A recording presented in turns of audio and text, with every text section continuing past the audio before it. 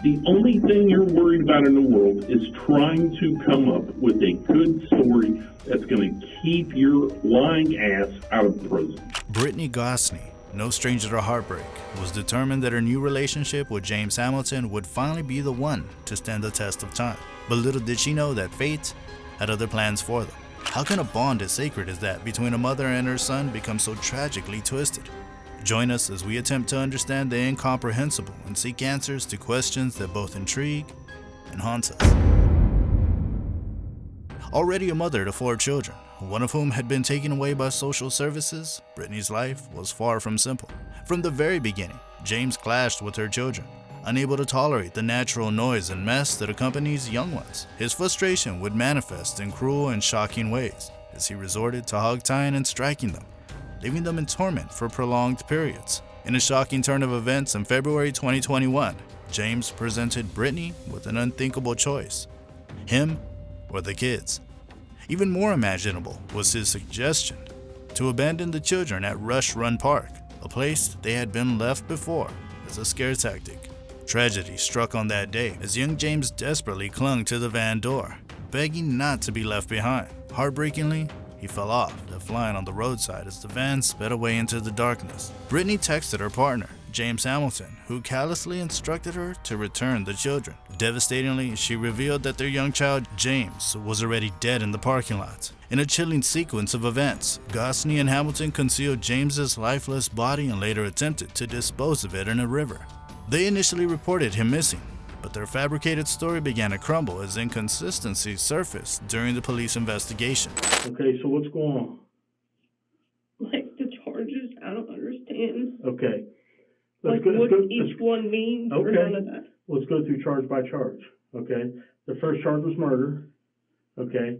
You took the 6-year-old up to the park. In this gripping interrogation footage, Gosney attempts to portray a lack of comprehension regarding the charges against her. However, these charges are, in fact, remarkably straightforward.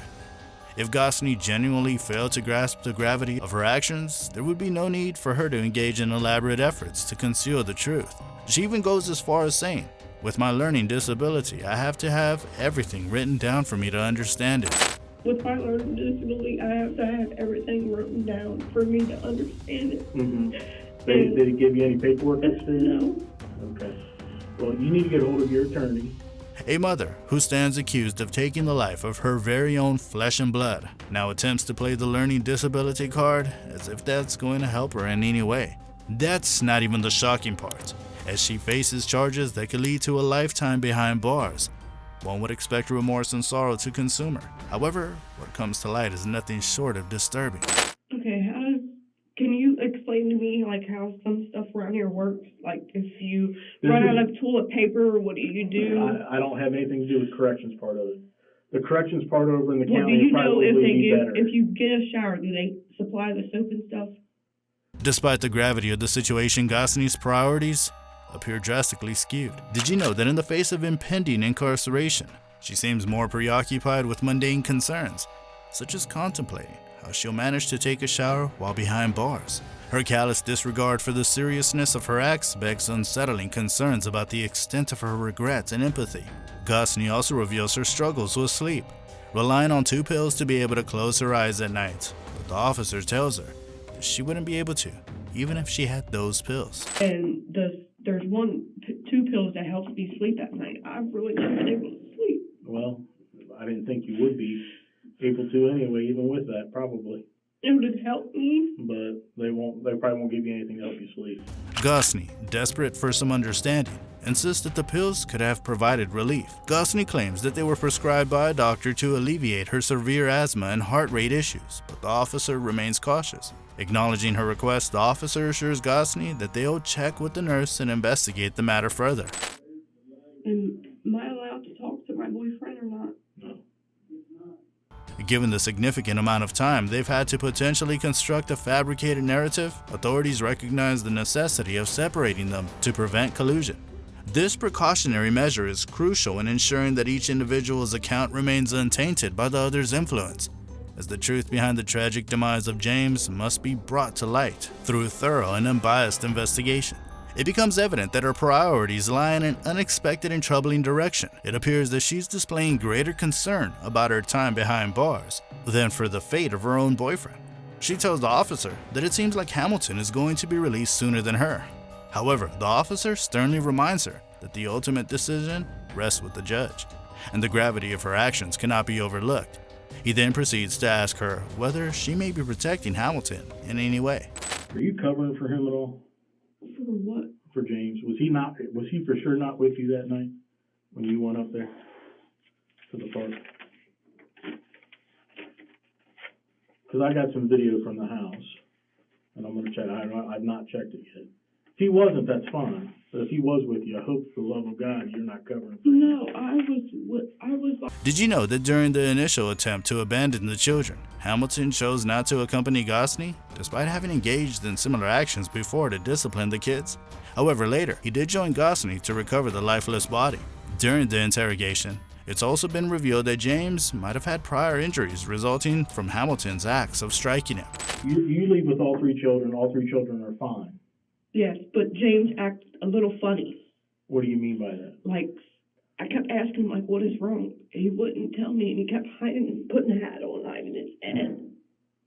So, Hiding whose head? It's James, my son James. The reason behind Brittany Gosney's unimaginable act of abandoning her children was driven by a desperate attempt to prevent James Hamilton from leaving her. Shockingly, she was fully aware of the harm he regularly inflicted upon them. As the investigators delve deeper into this heart-wrenching case, a disturbing pattern emerges. Gosney's son's death, tragically caused by her actions, appears to be of little concern to her.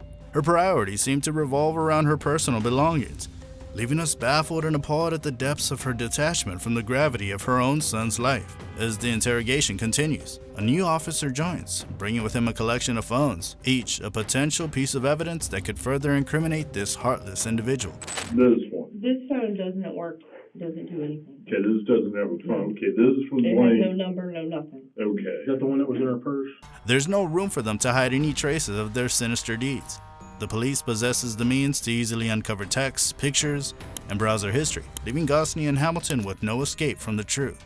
The next day arrives, but her focus remains primarily fixated on her own comfort and convenience, a haunting display of emotional disconnect.